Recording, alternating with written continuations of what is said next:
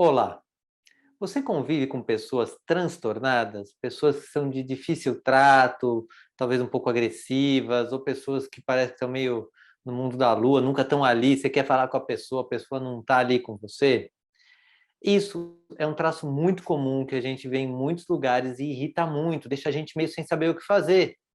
Talvez você até se trate, se cuide, vai para a sua terapia, mas o outro não tem esse mesmo comportamento e a sua vida fica impactada porque o outro, né, a outra pessoa, ela não se cuida e fica meio fora de si. Eu preparei essa pequena aula para falar um pouco sobre isso, em termos de o que você pode fazer nesses casos, né, e o que está de fato acontecendo. Vamos lá? Muito bom. Então, para me apresentar, eu sou psicoterapeuta já há vários anos, trato de muitos casos diferentes, e o tema do comportamento é um dos temas que eu mais gosto, é um tema que me ajudou muito na vida também, mas é um dos temas com que eu mais ajudo os clientes e pacientes, né, seja em treinamentos, mentorias ou atendimento. E é uma dor para muita gente, porque às vezes você tem pessoas que você gosta e que você vê que estão mal e você não consegue ter um bom relacionamento com essas pessoas. Vamos olhar mais ou menos o contexto para ver se você se identifica. Então, tem muitas pessoas, né, tem muitos momentos que a gente tem necessidade de estar em contato com pessoas que não estão com um equilíbrio mental ou emocional realmente estruturado. E o problema é que às vezes são familiares, podem ser chefes, podem ser os parceiros amorosos, podem ser amigos ou amigas, e outras pessoas em si que você acaba tendo que conviver. E pode ficar muito difícil. Você fala assim, meu Deus, o que eu faço aqui? Eu não posso sair desse lugar, tenho que conviver com a pessoa e me sinto às vezes um pouco preso a esse lugar.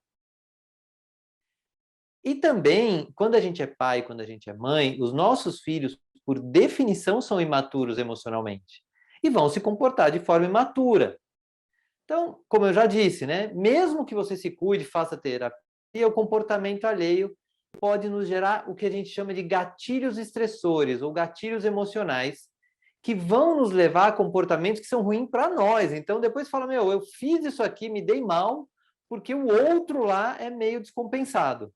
Olha que coisa difícil. Então, vamos entender um pouquinho essa questão dos gatilhos. O que são esses gatilhos? Então, os gatilhos emocionais podem ser pessoas, palavras, opiniões ou situações que desencadeiam em nós uma reação emocional intensa e excessiva. Entre as emoções mais corriqueiras quando um gatilho é disparado, né, quando a gente recebe esse gatilho, são a raiva, a tristeza, a ansiedade e medo. Mas tem várias outras. A gente pode ficar até empolgado, a gente pode ficar indignado.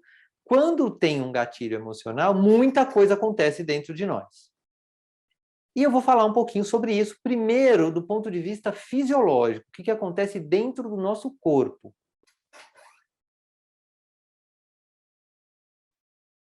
Então, aí está a fonte científica de onde eu tirei isso, e existe uma resposta saudável aos gatilhos. Então, o que vai acontecer? Aí, no gráfico, você tem ali o momento gatilho, aquele em vermelho, e vai subir o nível de cortisol, a vigilância, o estado de atenção aumenta, a frequência cardíaca aumenta, e várias áreas do cérebro se ativam. Em mulheres, vocês veem que a curva é um pouco mais alta. Mas, de uma forma ou de outra, o que é saudável? Veio o gatilho, você eleva isso tudo dentro de você, daquele turbilhão, cérebro, coração, neurotransmissores, tudo mais, isso passa, e aí você segue o dia. Mas, infelizmente, tem muitas pessoas que essa resposta não está saudável. E tem 4 formas normais dessa curva não ficar saudável. Olha só. Então, a primeira forma não saudável de resposta aos gatilhos é com hits repetidos. Ou seja, teve um tipo de gatilho com o marido, a esposa. Então, foi lá no alto, caiu. Aí o cachorro trouxe outro gatilho. Aí o filho, outro gatilho. E o chefe, outro gatilho. Então, cada tipo de gatilho, a pessoa sobe e desce, sobe e desce, sobe e desce. Isso fica extremamente cansativo. e vai desgastando o emocional da pessoa, ou o seu emocional, principalmente se você convive com alguém assim. O outro tipo de resposta não saudável é a não adaptação. Por quê? Porque se é o mesmo gatilho, se a gente está com o nosso emocional em dia, o que acontece? Vai adaptando. Então, é o mesmo gatilho, sei lá, WhatsApp às 7h30 da manhã do chefe. Da primeira vez que acontece, você fala, meu Deus do céu, aconteceu, não sei o quê. Da segunda vez, você, opa, já sei que meu chefe é assim, ele manda às 7h30 da manhã, e da última vez eu não precisei ficar desesperado. Na terceira vez é menos, na quarta vez é menos, e assim por diante.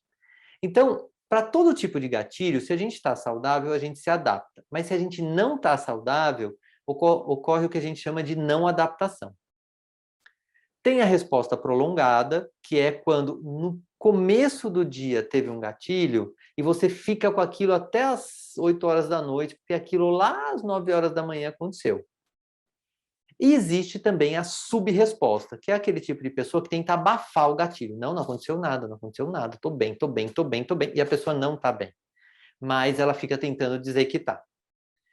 Todas essas formas são tentativas de não deixar que o gatilho aconteça e depois que ele passe. E no comportamento, isso é dentro do corpo, tá? Mas no comportamento, o que acontece?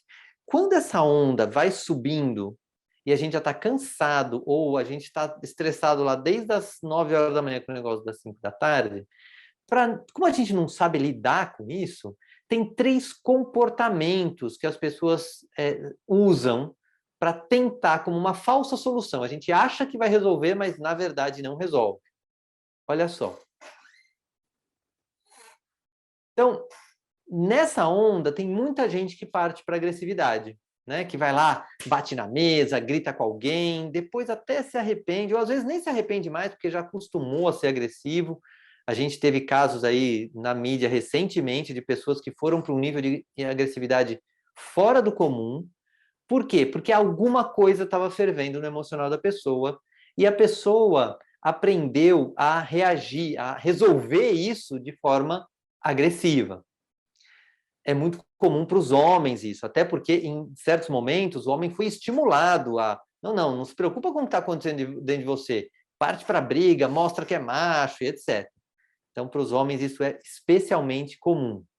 Mas não é exclusividade masculina, não. Tem muitas mulheres que também foram ensinadas a serem agressivas, não levar desaforo para casa e assim por diante. Tem os comportamentos submissos.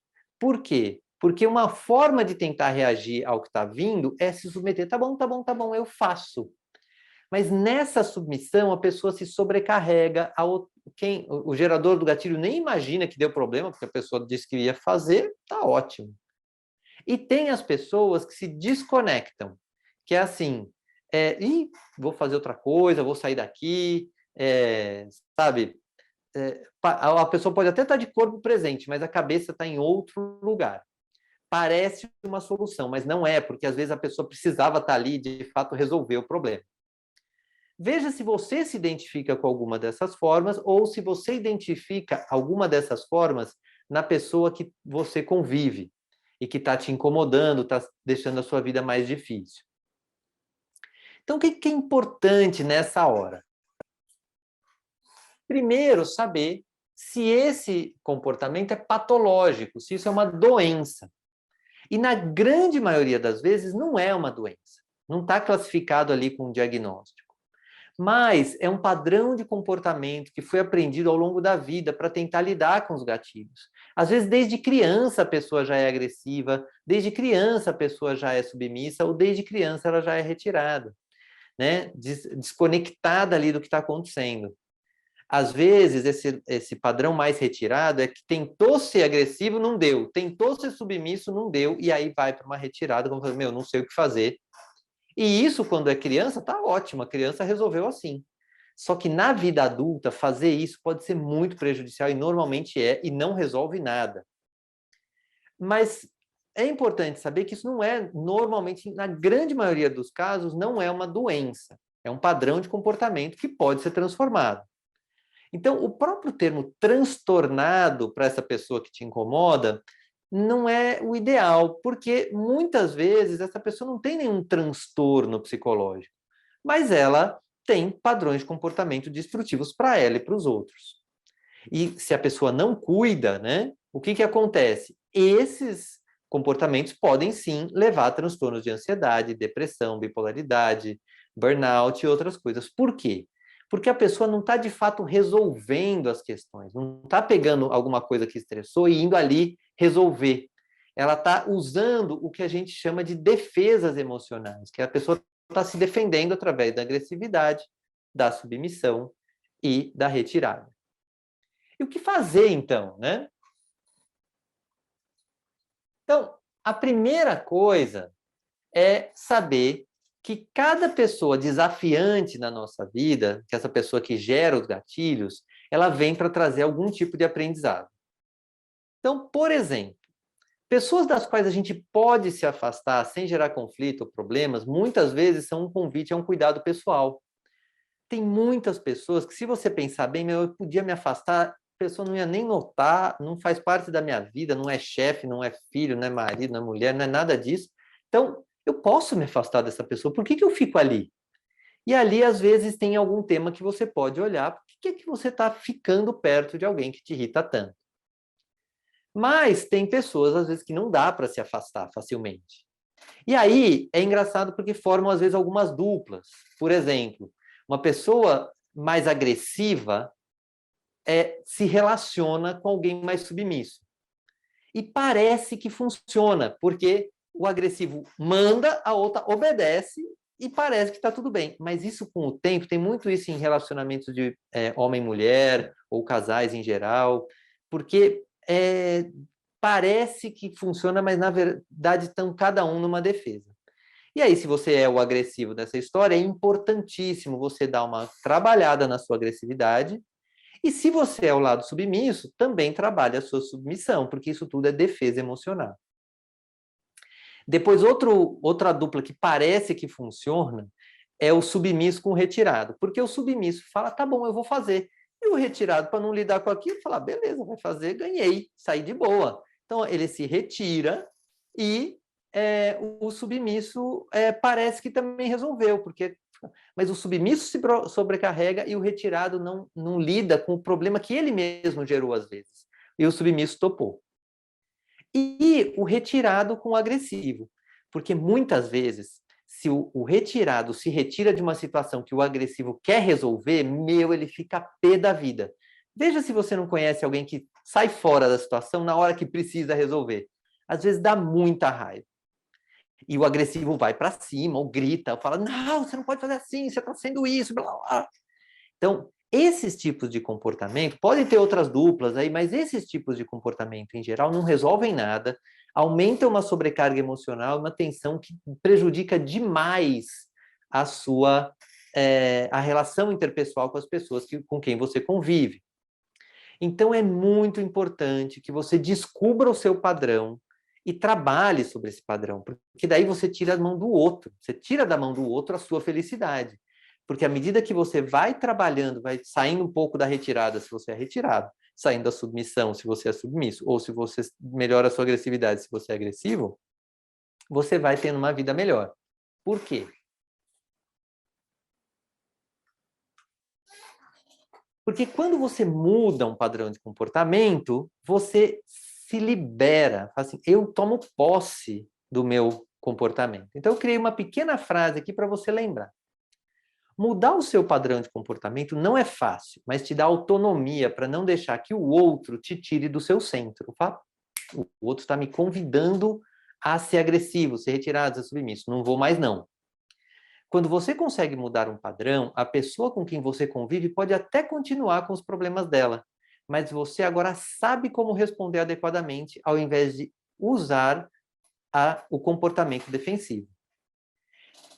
Então, já é uma ótima ideia você começar a trabalhar sobre isso e tomar autonomia, como eu falei.